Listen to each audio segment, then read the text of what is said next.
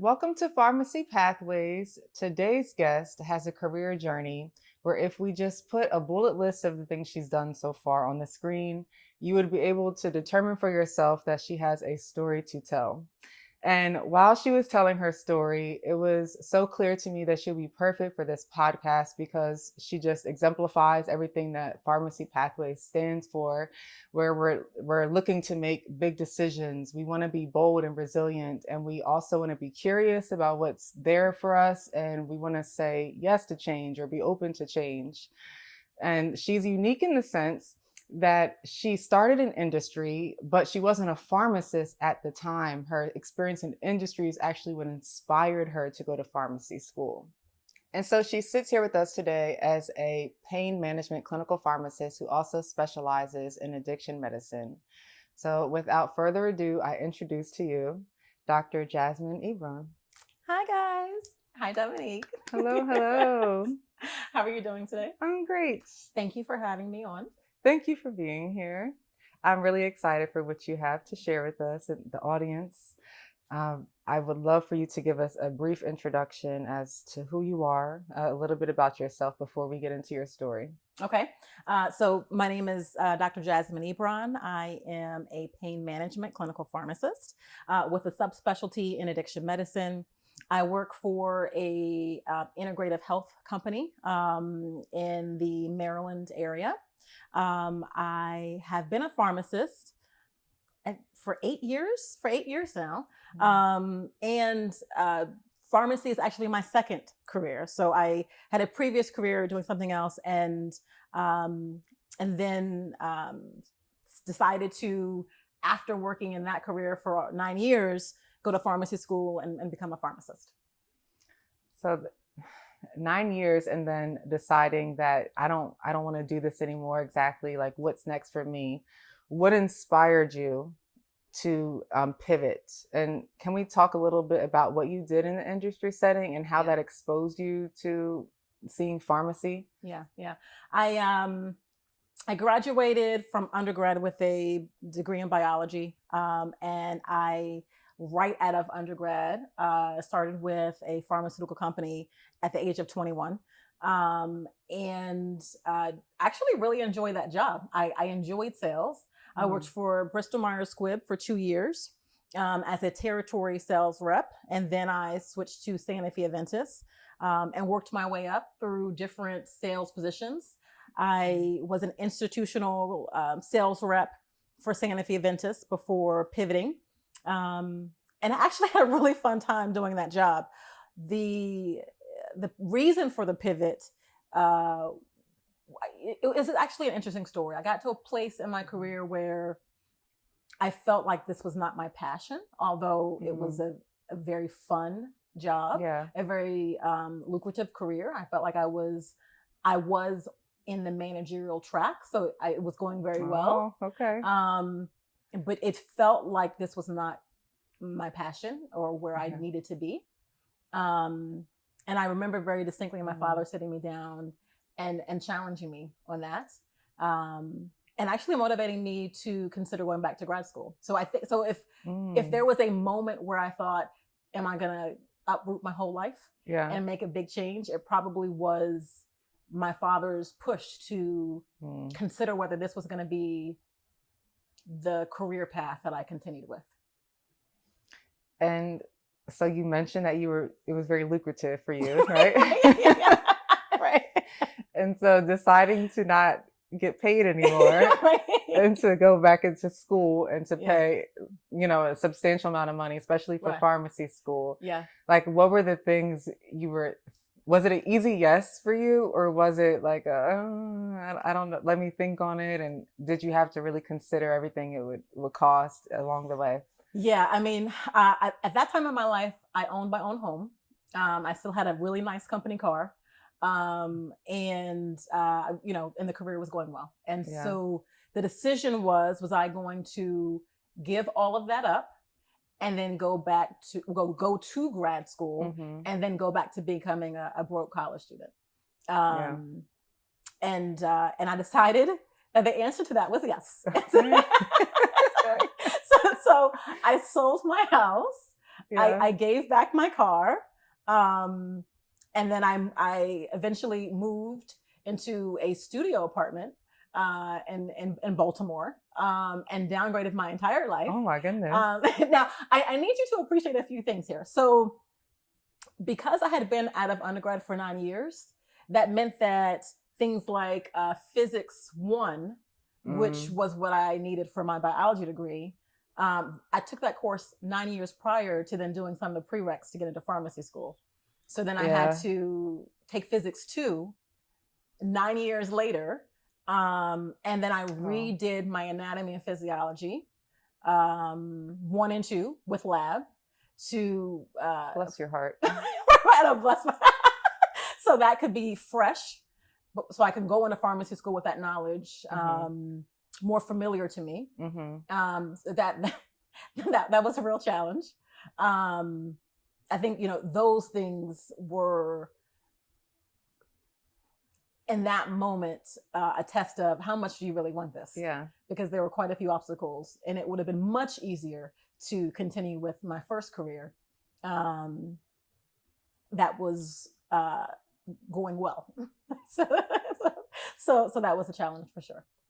That is so admirable, because most people, when they're not happy doing something and they look at all the barriers that are in between unhappy and happy, they opt out of it. Yeah. And especially a big reason will be, well, that's going to take me 4 years. That's going to take me at least 5 years. Yeah. But they don't realize, or they're not thinking that 5 years is going to pass regardless. Yeah, so that's true. Where do you want to be in 5 years? Still here? Yeah. Or chasing your passions? And so that's just so admirable. I love that. Because the audience for the podcast is also people who have been in the same place that you were, not feeling fulfilled with what they're doing, and deciding that they want to make a change. And I'm curious to know, or I know a little bit of it, but if you can tell us exactly what came after the big yes. So you say yes, you make these changes, you go into grad school. What was your journey like after that? Well, you know what? I want to add in a little piece there, because so I said yes, and then I had to tell my village that I was going to uproot my whole life and make this big pivot. Yeah. And so I sat my mother and my father down. I brought with them the materials that I had acquired from the pharmacy school that I had decided I was getting into. Now, I need you to know that at this point, I had not applied. I just had in my mind decided this is where I was going to pharmacy school. Yeah. I had gone to maybe one open house and then fell in love. And we should just throw this out here now for the audience, because I'm a proud University of Maryland School of Pharmacy alum. And so I went to the open house. I met some of the faculty. I toured the pharmacy hall, and then in my mind, I decided this is where I was going to school. And I took back a lot of the paperwork about the curriculum. And then I sat my parents down and I told them, guys, we're going to be making a change. And I didn't want you to be supportive. And they were super supportive, very impressed. So that part of the village was on board right away. Yeah. And then I went back to my sister, and she's going to love this when she sees this later. So, my little sister is a pharmacist. My little sister, who's an adult, is a pharmacist as well. Yeah. And at that time she was a PGY2. And so most people who are in the profession know that your second year of pharmacy school typically is when you're hard. Is that how it was for you?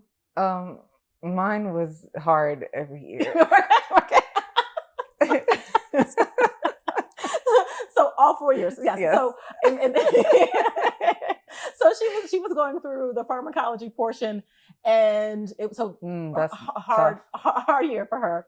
And so I remember going to her and telling her that I was going to leave the industry, pharmaceutical industry, and then I was going to go to grad school. And it was like we had this conversation yesterday. She goes, "Why?"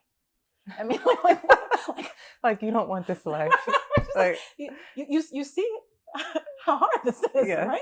And I'm seeing you and the money you're making and how comfortable your life is. Why would you want to take this on? And so we still laugh about this. Yeah.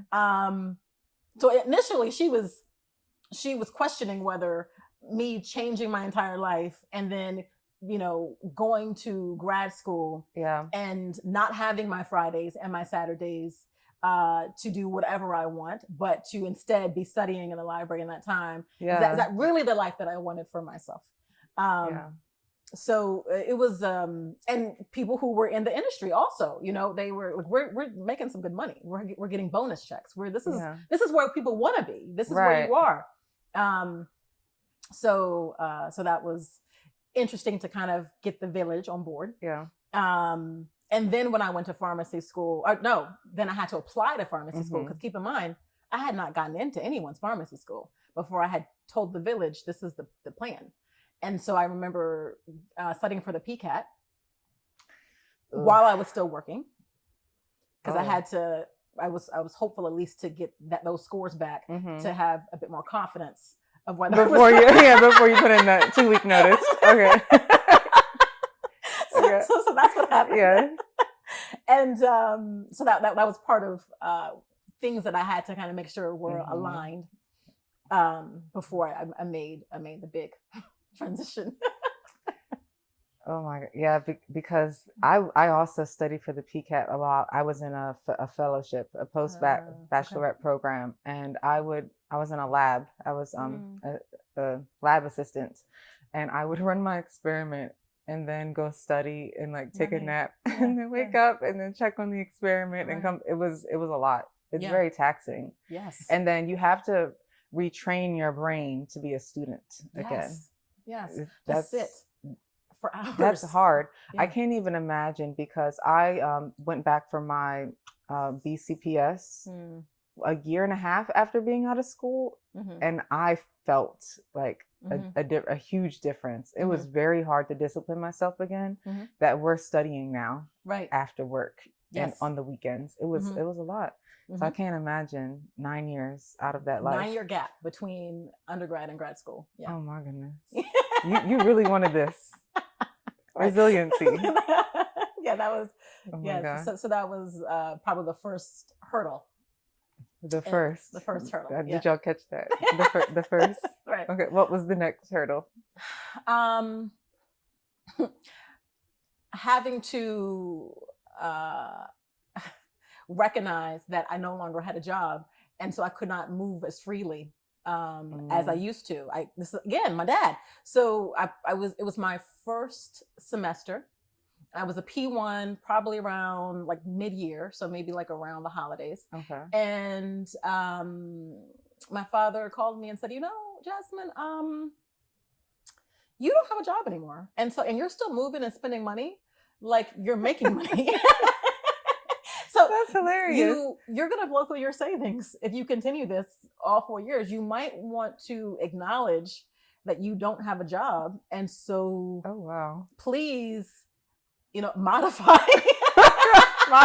Assess the situation. Like, do you need these things? I don't think these are not needs, right? So that was probably like really pivoting. And some of my close friends who went to pharmacy school might challenge whether I took that conversation seriously enough. Yes. But there was a pivot. Yeah. Okay. Your dad sounds like a wise man. He sounds like a very wise man. You're not going to get me to agree to that on camera, because he might see this too. And so she knows it. She's just not saying it out loud. She knows. No, yes, very, very wise man. Yeah. So he is going to put the mirror up, and there's going to be some challenges. He will challenge you and then pull you forward. So that I can say with confidence. Yeah. So we can see where you get these traits. Yeah. I can hear them, how they're coming in from your family. Yeah. That is the support from them and everyone else in the village is the reason why making the shift happened. And then I was able to continue every year of pharmacy school, continuing to make that decision at that point. And then, to be clear, because I had given up so much, there wasn't a fallback plan at that point. I had given up a very lucrative career that was successful. So being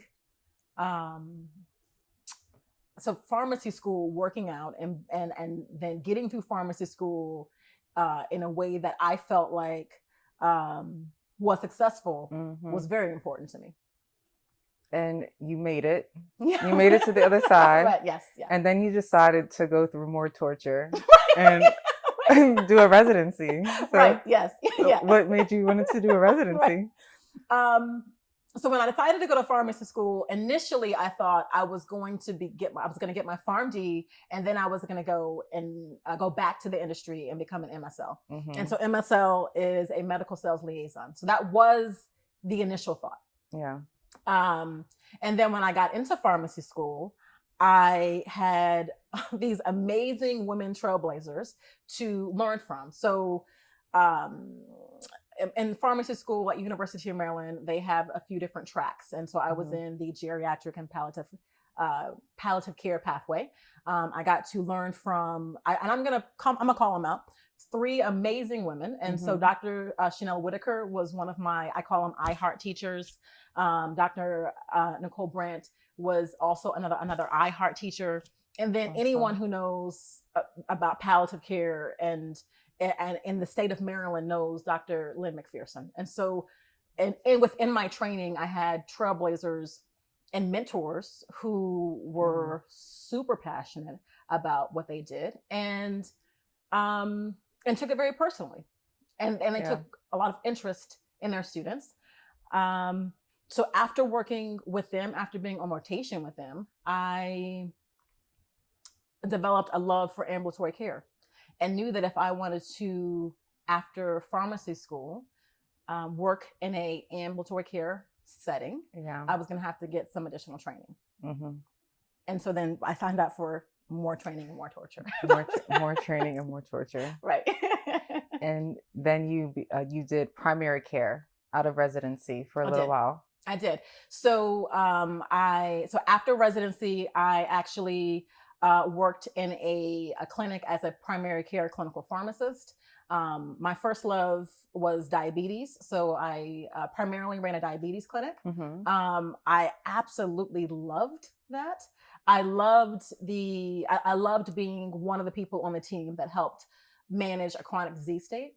I loved making the connection with the patients. I loved doing the work that made them understand that I cared about them as a patient, and I got their buy-in in terms of a care plan that I would create. So that I absolutely loved. That I did for about 5 years.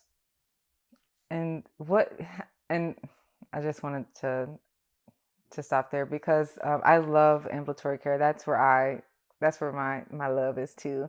My university, North Carolina was just blessed to have like a lot of clinics throughout this whole state. So most of my training was actually in a clinic setting. We didn't have, it sounds really cool having like tracks to focus on in school. I think for us and for most schools, I think you kind of have to determine what you want to do and then like buy in for those experiences, especially for rotation. I have a bias towards AmCare. Because I just love it. I was mortified in the hospital. Oh no, that was not going to be for me. Yeah, no, that was not going to be. No, I like it out here, and then I can see you again later, and we'll talk about where you're at again. Yeah, I love that. Well, I find that a lot of the things that I learned from my industry experience, I get to continue to build upon. So relationship building.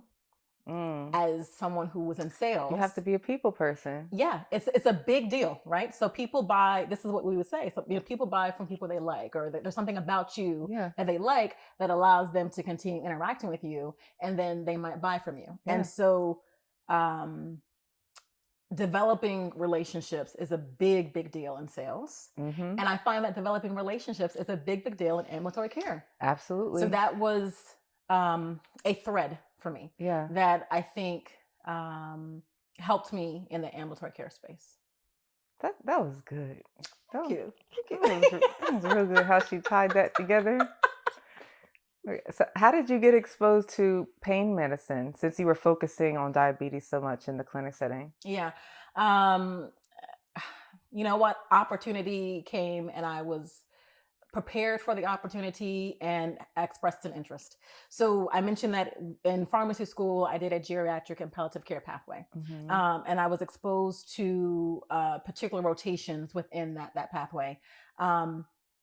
5 years into being a primary care clinical pharmacist, where I focus on diabetes, there was an opening in my company for pain management. And I expressed interest, and they allowed me to train up in that position. So I did, when I transitioned to become a pain management clinical pharmacist, it required quite a bit of training that I was allowed to do kind of on the job, and then also in my own studies. So thankfully, the way that pharmacy is set up is with all these continuing education courses, it is not challenging to, if you want to put the time in to continue to train up in different courses and areas. And that's part of what I did. ASHP has a pain management certificate, and so many other companies have very formal ways to refresh your knowledge and education. I mentioned Lynn McPherson. People who do pain and palliative care know that she's published 2 different books about opioid rotations. So, people who are in the field know that there are core things that you have to have readily available to be considered a serious practitioner and be a specialist in your profession. So I learned from various people who were already considered to be specialists in the profession. And so that was my journey into pain management specialty.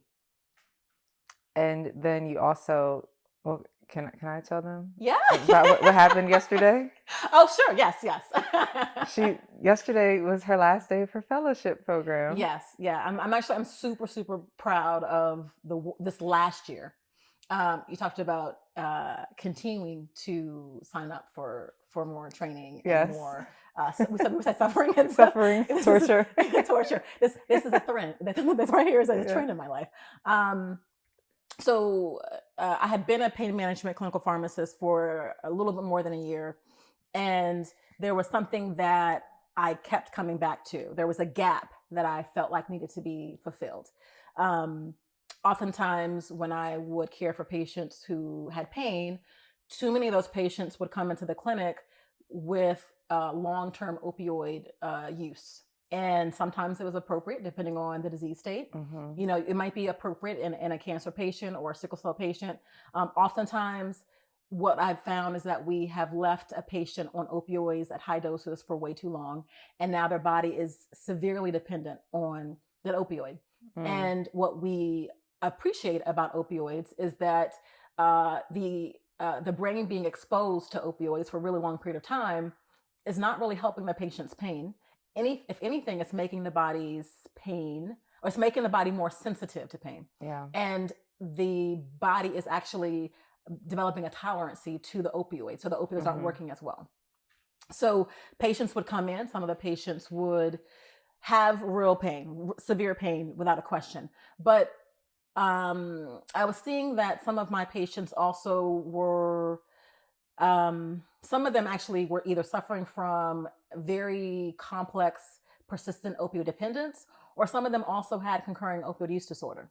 And there was not a good place within my system where I work, and I think in a lot of healthcare systems, to treat a patient who has both pain and opioid use disorder. And I had the opportunity to, one of the physicians that I work with, he is board certified in pain management and in addiction medicine.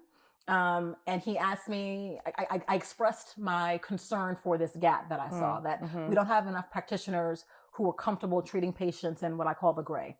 So the gray is an overlap between, they have real pain, but they might be suffering from a little bit of addiction as well. And we need more providers who are comfortable treating patients in this space. And so then he asked me if I wanted to be his fellow. And I said, let's see if my company will allow me to do that. So we created a fellowship program within my company that gave me the ability to train up in addiction medicine as my subspecialty within the pain management department. so that I could be one of the providers that had more of a comfort level with patients who lived in the gray. And then to kind of give you an example, because I think that it's probably worth for our new friends here sharing. So consider a patient who might have had a history of heroin use and or maybe OD'd at some point, and then later went on to develop metastatic cancer. Like that patient might have a hard time finding someone who's comfortable treating his pain. Or a patient who's been on opioids for a really long time, 10, 15 years, really high doses of opioids. The pain generator or what's causing the pain really doesn't warrant chronic opioid use anymore, but their body is so used to being on opioids that coming off of it will literally be painful for that patient. Their body now craves it. And they still have pain, and that hasn't gone away, right? And so that patient also is particularly difficult to treat because they start to present like a patient who also, even if they don't actually meet the diagnosis for opioid use disorder, they might present like a patient who does, where they might be overutilizing their opioids. They might have lost control with how to take it. They might not be taking it the way it was prescribed. And so that patient also is a patient who might be more complex to treat. And now that's a patient who we specialize in at my clinic. That's amazing. I wanted to pause briefly before we go into your role. Okay. And because when we think about fellowships, we normally associate them with more gearing you for industry setting. Yeah. So for those who are like, oh, I didn't know fellowships could be clinical. Yeah. Why would one do a clinical fellowship versus a clinical residency? Yeah, that's a good question. And also when you think about some of the traditional residency programs, you'll think about like a PGY1 or a postgraduate year one, typically more general, and then going on to maybe a PGY2, more of a specialized in certain departments. And those are really structured programs where they have to be accredited. And because of that, then there are very specific courses and projects that have to be attached to that. A fellowship is maybe a little different in the sense that the organization that is that either has created or is offering this opportunity, they kind of decide what is their organizational need, and they have a bit more flexibility of what that curriculum is going to look like. So that's maybe a difference in the way that fellowships play out. Also, you'll see that from a fellowship standpoint, you'll hear fellows talk about doing capstone projects. Where for residency, you'll hear them talk about their research project per se. So that's kind of a different. But I don't know that there's a lot of opportunities to do a clinical fellowship per se, because most of the ones that we've heard about are more industry focused. So we've kind of created a opportunity within my company to allow for more people to be trained in this really unique niche. So that was, and then it allowed me to continue to work at my current job. And then take on a fellowship as well. So that was where me going back and doing a residency would have been me stopping my job and then having to fully commit to, I guess, maybe another year of residency if that's what I chose to do. And your current role now is you're a pain management clinical pharmacist. Yes. And then I say that I have now a subspecialty in addiction medicine. That's how I phrase it. And so can you explain what your day-to-day or week-to-week looks like in your role? Who are the you mentioned some of the patients that you're interfacing with, but is it multidisciplinary? Give us a little picture of what your role looks like in this role. Okay. So I work on 2 interdisciplinary teams in 2 different medical buildings. One, I work with a interdisciplinary team that has myself as a clinical pharmacist. On that particular team, though, the physician is pain and palliative care focused. So in that clinic, I don't do any addiction medicine. I follow the cases that we get that are brought into the clinic based on the physician that works there. And we also do more complex palliative care cases because of that. Nice. So that's kind of a way in which my week is from day to day kind of different. I work with a pain psychologist, which is a amazing tool or resource to have on the pain team. And I'll just pause and say, partly because it's very difficult to get good pain management if we're also not addressing some of the psychological. Yeah, exactly. Yeah. So if you're a patient who has depression or anxiety, we can't ignore that, and I think we're going to get good control of the pain. So having within the team someone who's so knowledgeable is such a rare and like really needed addition to the team. That should almost be a requirement. I know, right? It should be. It should be. Okay, but there's not that many of them, and so I had that on one of my teams, and then on the second team I work with a different medical building. That's actually where I do more of my overlap with pain and addiction. So I have a couple of days that are just my clinic days where I'll go in, I'll actually see patients in person with the team. As the clinical pharmacist, I have the opportunity to do things like medication histories, a lot of education about the appropriateness of whatever their pain regimen is, or maybe inappropriateness of whatever that is. We discuss what medications have already been used for pain. So we could talk about maybe what might be a more appropriate medication to use for their pain that might not be an opioid. And then continuing to follow up. So once we put a patient on a medication, there has to be monitoring of labs and also how effective it is, if they're having any safety concerns or any side effects that I would want to be aware of. And then I make medication recommendations back to the provider about how to change their pain regimen.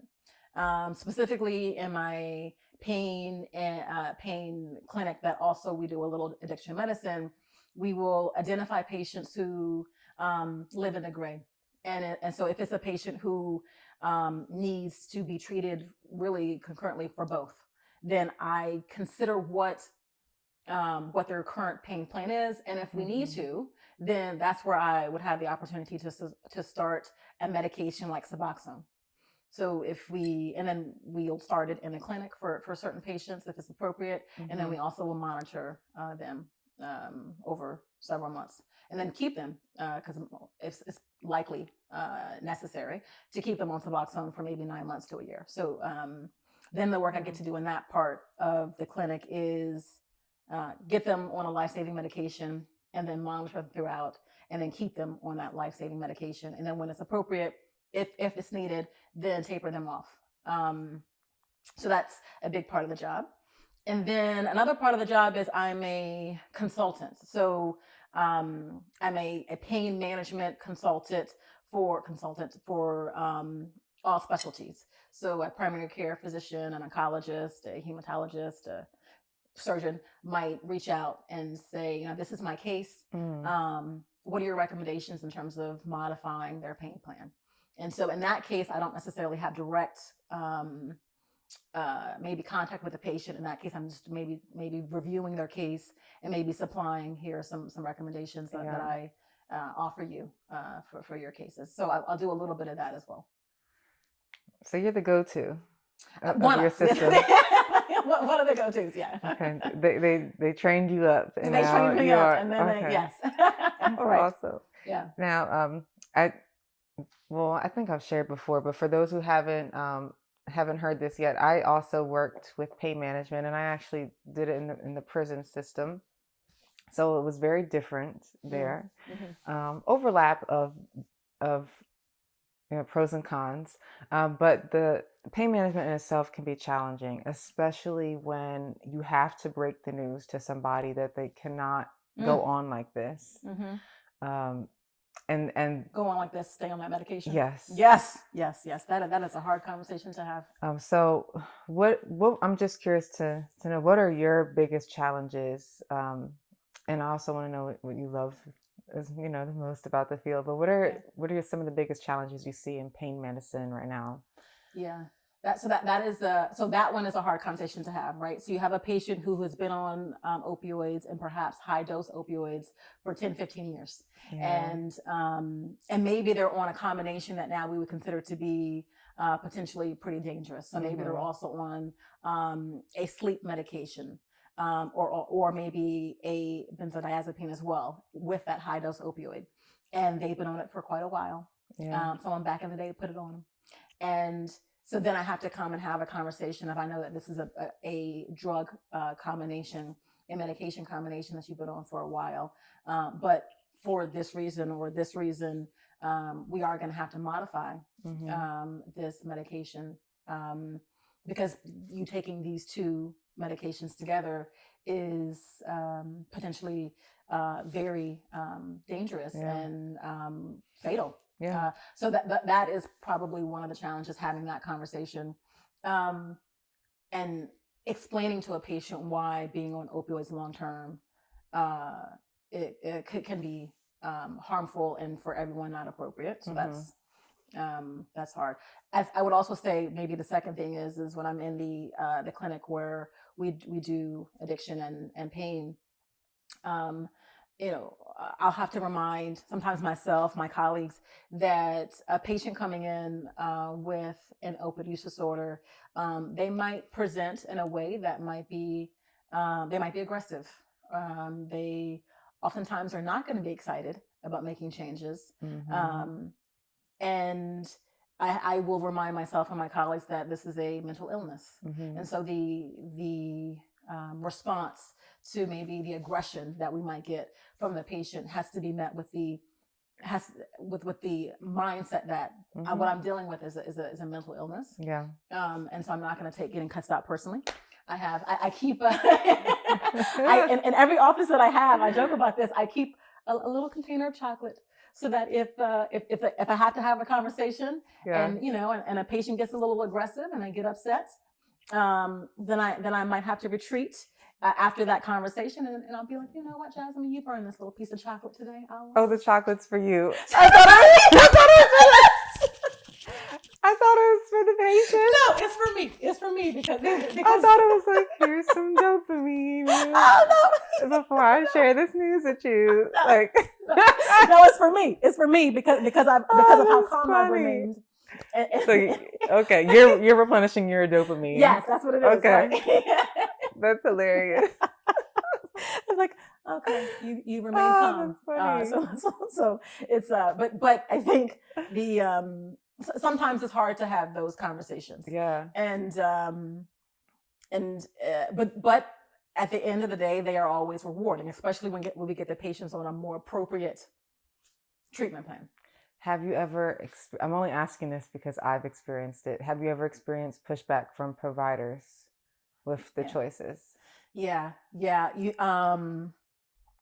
Because some of my providers don't like the conflict of having to then deal with a patient who doesn't want to come off of that Xanax and that high dose opioids. They have been on it for a while, and they don't want to, maybe they don't have the time, and they don't want to have to deal with all of the anger and the complaints that will likely come from adjusting that patient's drug regimen. So that is also something that sometimes we deal with, where the provider is, they never say to me, it's safe to keep them on. They never disagree with that. Right. Yeah. It's just the, I guess, getting them to put pen to paper as it relates to, we're all on the same page with the fact that this change is, necessary when this drug combination is inappropriate. Now, I will say, just for fair balance, there are cases where, like maybe in the palliative care space, where we might see drug combinations that we feel are appropriate in that case. So I should say that too for whoever's listening. But when I don't work in that space. So where I work is an outpatient pain management clinic, where if we're talking about maybe lower back pain or knee pain or something like that, in most cases, what we will say is that these drug combinations are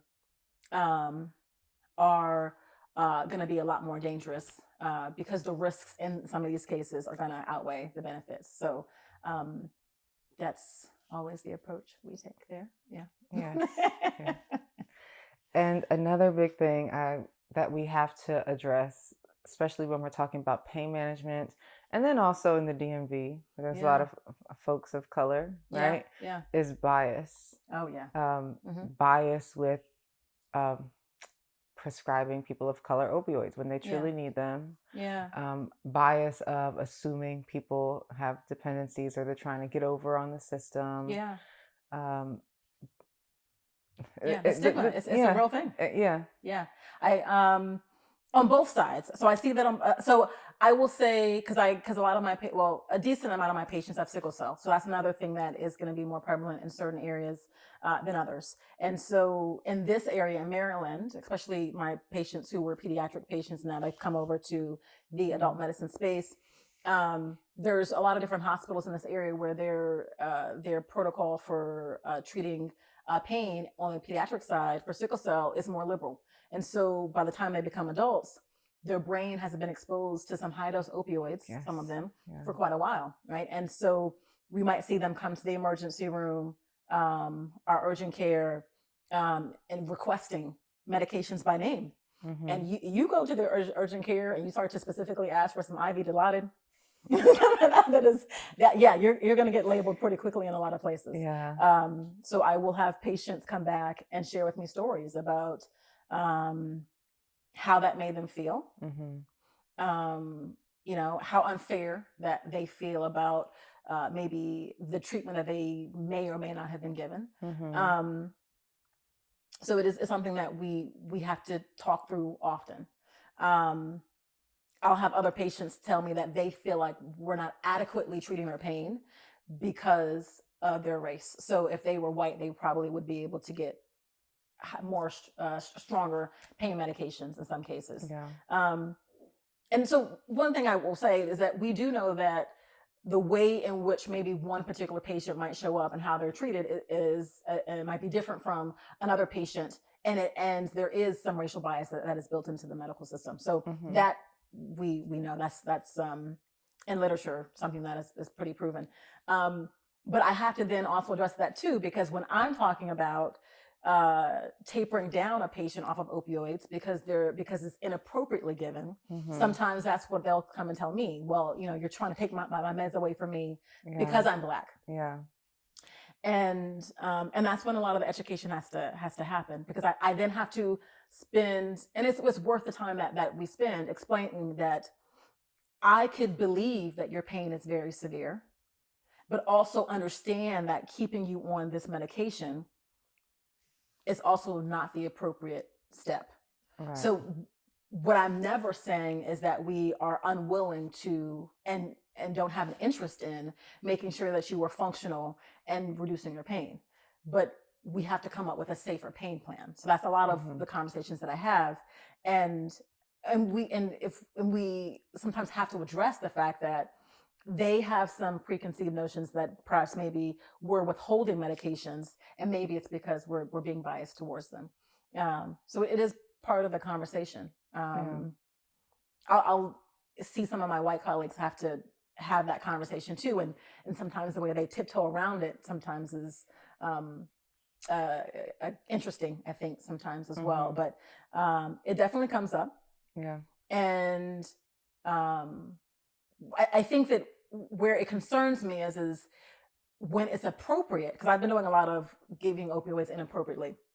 Where I'm more concerned is when it would be appropriate to give opioids for a pain diagnosis generator that would warrant, for example, cancer, right? So this is one where most people who work in pain management appreciate the fact that for cancer-related pain, the literature, the guidelines are all very clear about this being an appropriate use of opioids. And so there's times where I will see maybe titrations not happening like I believe they should for certain patients. So that's the case where I definitely, where I'm able to intervene and then send recommendations back to make sure that appropriate coverage of a patient's pain is considered in those cases. Yeah.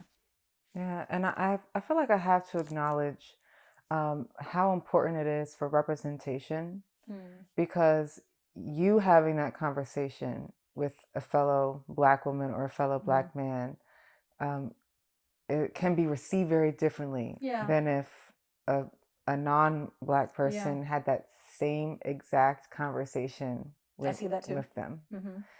And it can make a world of a difference just seeing a provider who looks like you, who sounds like you. There's just a level of a trust established, because there is an immediate assumption that you have a shared experience to some capacity. I may not even have to tell you why I feel this way, because you know it from those same shared experiences.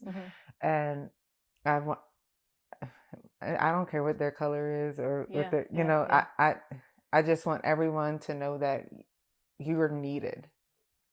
White, Black, Hispanic, Asian, you are needed, because there are people who don't want to listen to what doctors are saying, because they have this belief and mindset that they don't know what they're talking about. They want they want to withhold from me. And while there's factual, like, historical, we can't just disregard and say that that's not true, because it comes from a very real place. But I don't believe it's happening most of the time. And it actually becomes a hindrance to patient care. So I want everybody to get on out there, go disperse. In healthcare. Well, because it gets back to what we were talking about building that rapport, that relationship, right? So if I have to, you as a patient have to believe that I have your best interest at heart. We have to have a connection. You have to believe that I care about you and the care that's being delivered to you, for you to then trust whatever care plan I come up with. So I have to start there with all the things. So sometimes that being the foundation of the conversation is what allows for the buy-in that's needed. Because obviously the patients are not taking medications in my presence all the time. So it's a foundation for me for where I have to start for all my cases. Yes, you have to have the combination of knowing what to say and how to say it, but then you have the element of who you are and who you present as, and that just adds another element of connection unconsciously with the patients. Go representation. We love it. All right, so you've dropped a lot of things along the way about what you love, but just so we have it on record, what is your favorite thing about this specialty? Oh man, my favorite thing about, so I feel like I've combined two different specialties into this niche. Man, I think that how rewarding it feels to know that there is a group of patients that oftentimes are discriminated against, or maybe some providers might pull back from caring for, and to know that we specialize in this group. Because we know that we actually have options for them, and we want to expand access to some of these options. So I think that's becoming one of my favorite things about this niche that we have in this particular clinic, that we've created a home for patients who maybe felt like they did not have a home within the healthcare system. So if you're a pain management, if you're a pain patient, then you're referred to pain management. That's clear to most. If you have some addiction, so some kind of use disorder, then you're referred to chemical dependency or addiction medicine. That's clear to most. But if you're a patient who lives in the gray and you have both, then where do you go, and who wants to care for you, and how comfortable are those providers with caring for these more complex cases? So I think that's my favorite thing, that we've created a home for these patients. We don't shy away. We'll have a patient that will come in and talk about their struggles, about maybe continuing to stay away from whatever that substance, whatever that drug of choice is.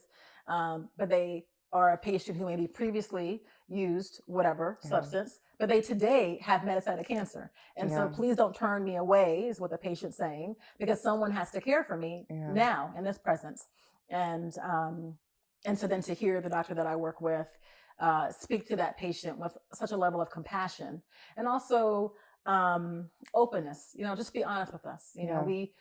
We're obviously, because we have to do certain opioid stewardship practices, so that's going to require and include things like urine drug screens and things like that. So we're going to know what's going on. Right. So just be honest with us.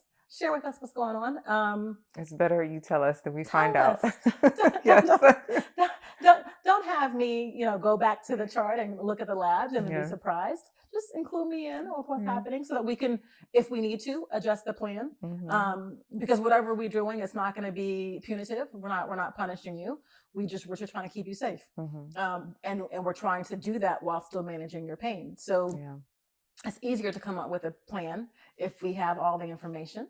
So that's probably one of my favorite things about. I mean, it's obviously very challenging because of all of the because of the high level of complexity and concern with all the things that we have absolutely no control over, right? So their housing instability, if that is actually a thing, or what's happening with whatever trauma they might be experiencing as well, or in their home life. Those are all things that are going to impact how well maybe whatever treatment plan we put together. Because as I said, the site component, we can't ignore the fact that that's a very important part of their treatment plan when we think about how can we help them manage their pain. So complexity for sure, but rewarding without question. Right. So it's been, how many years has it been since you left the industry setting? Let's see. I guess now we're going on. I went to pharmacy school in 2012. Okay. Yeah. So like we're approaching this 10-year, about that, away from industry. It sounds like you feel fulfilled. I'm hearing that. I'm feeling that from you. So it was the right choice. Yeah, there are so many things that came together that I cannot take credit for, that on a regular basis reaffirm that this was where I was supposed to be. Yes. See guys, this is why you take that chance. All right. So it's all been worth it. Yeah. That's amazing.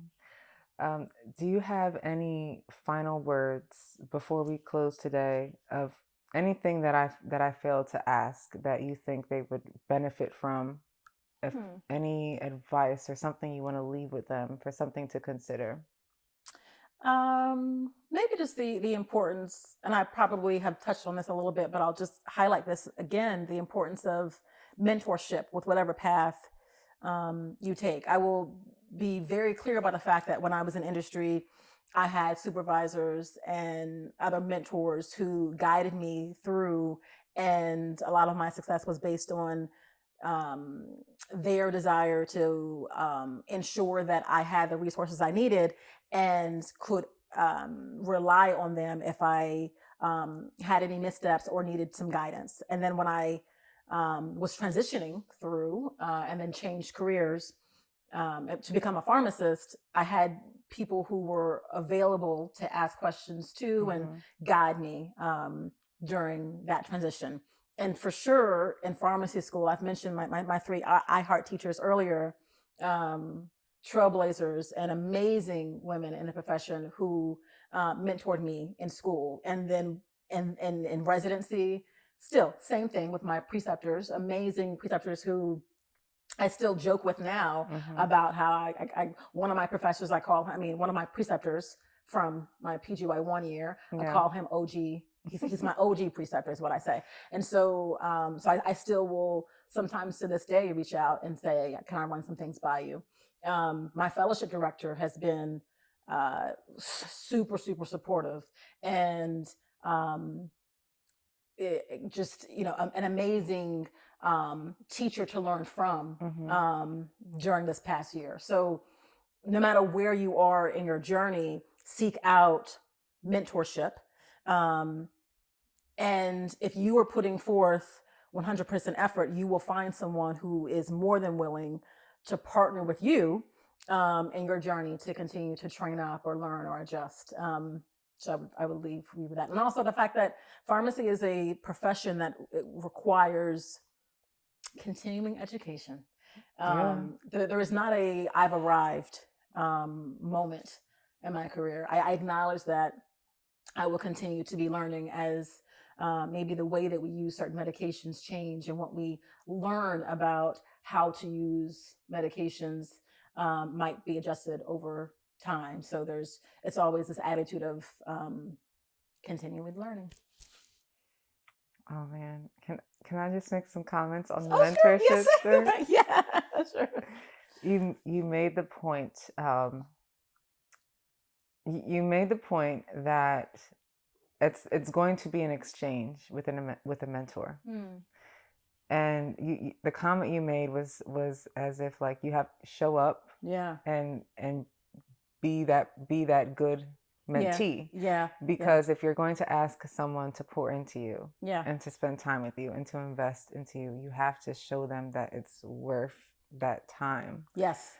So they have a responsibility to show that you have to show them that I am worth putting this time into. Yes. I'm that way as a preceptor now. So I precept students, I precept residents, and I will most of the time get students and residents who are prepared. And I send them the information to make sure they're prepared.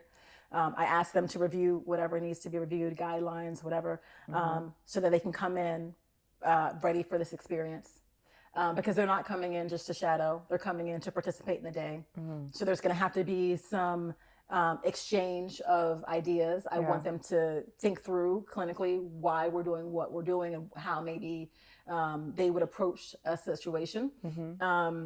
And so when I see someone who comes in with a level of preparation that I expect, to be honest, then I am excited, and I am more likely to then take additional time to continue to pour into them. So it's not uncommon that I would stay late or continue working on something with a resident or a student, because I sincerely enjoy teaching, and also I see the level of preparation they came in with and how hungry they are and how excited they are. So that so I'm excited for them, and I will continue to because obviously my day is pretty full. And so taking on something extra then is going to require more time. And so I'm happy to do it when I see that you're taking this seriously. There's been rare times, but it has happened, where it became clear to me that someone came on board and did not prepare. It was not committed or taking it very seriously, or their level of professionalism was not where I thought it should be. And that's very concerning to me. But I joke sort of all the time that like I have a job, right? And so I've done what I needed to do to get to where I'm at. I need you to be taking this way more seriously because you don't have a job yet. So, I think that the showing up and preparing as a learner, no matter what phase you are in your learning process, is very important. And then I think that I believe that it was because my fellowship director could see how passionate I was about continuing to develop and be determined in my learning, that then he, someone who had 2 plates full, decided to then take me under his wing as his fellow. He did not need any more work to do.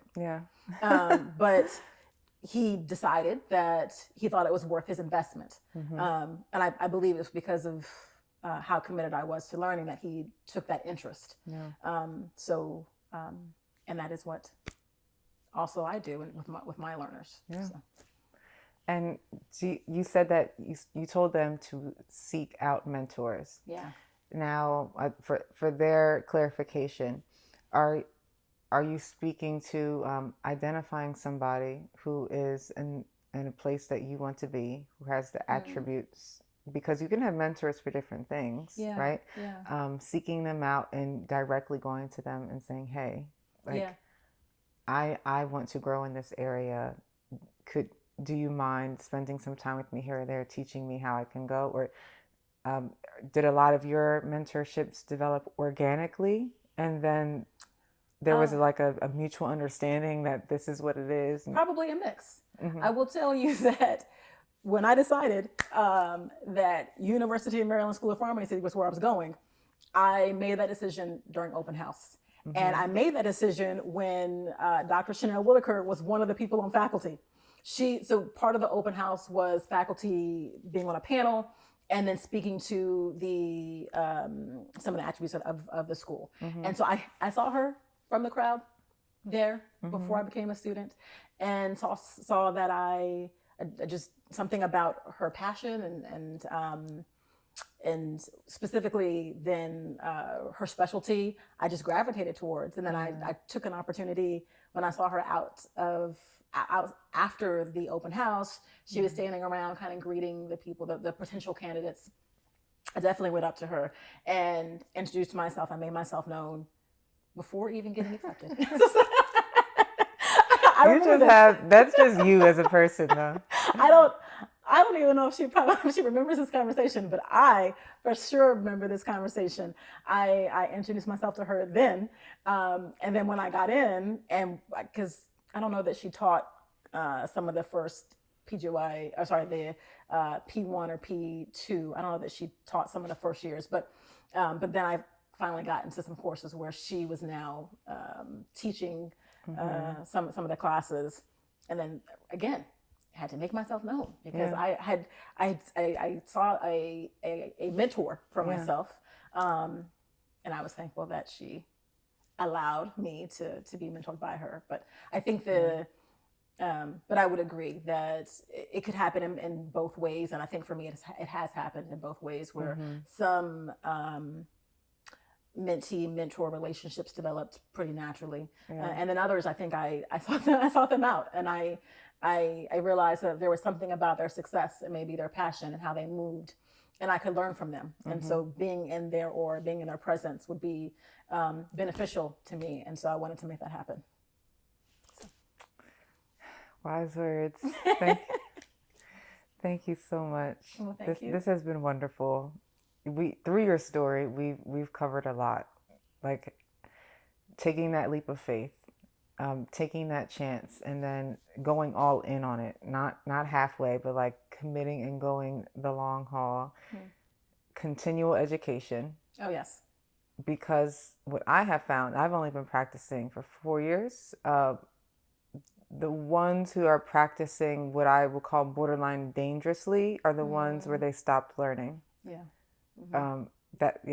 So continual education, speaking up, and expressing what you want.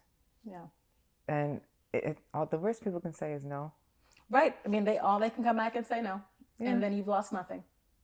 And then also, you were prepared. Like you saw what you wanted. You did research. You investigated, and then you sought counsel from trusted wise people who could give you good feedback.